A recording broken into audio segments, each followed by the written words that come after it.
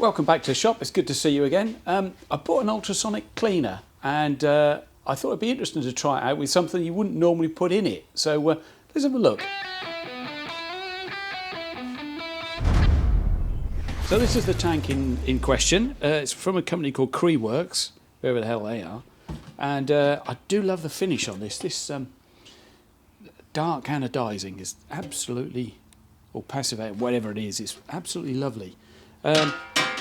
It's quite a simple bit of kit. It's just a box, ultrasonic transducers no doubt bonded to the bottom of it with a little heating element, and you fill it full of fluid, press the go button and things get cleaned.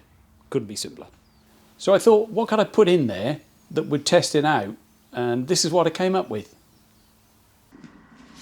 I've had this for years. It's a diamond sharpening stone from DMT, and I'm gonna just give it 5 minutes in the tank to see whether or not it actually can clean it.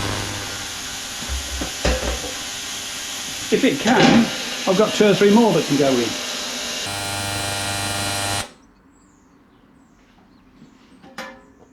Okay, let's have a quick look.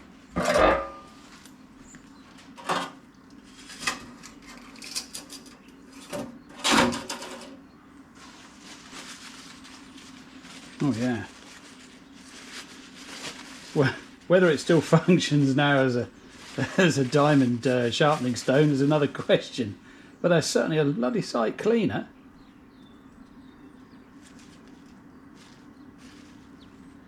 Huh. I think I'm going to give the rest of them a go. Right, here we go. I have a from Faithful Tools, a 600, a 400 and a 1000 grit. Perhaps I should have been a bit more gentle with that. I'll give them 10 minutes.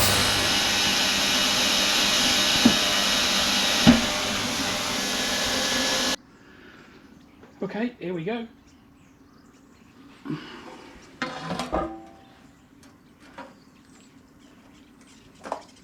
Oh, definitely lifted some of the dirt out.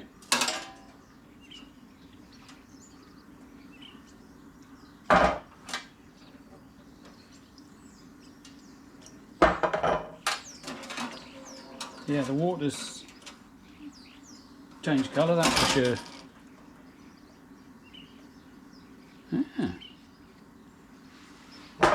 Right, I'll get cleared up. So this is what they look like afterwards. You can actually feel the diamonds in there again. Very interesting. They've all come out way better than they went in.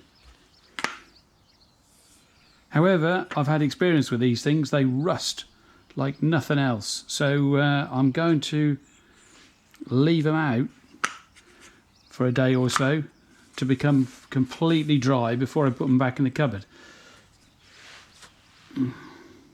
Yeah, okay, onwards. So thanks for watching this rather short video. Do like and subscribe, and if you enjoyed this and the sort of rubbish I make, we'll see you on the next one. Take care, bye-bye.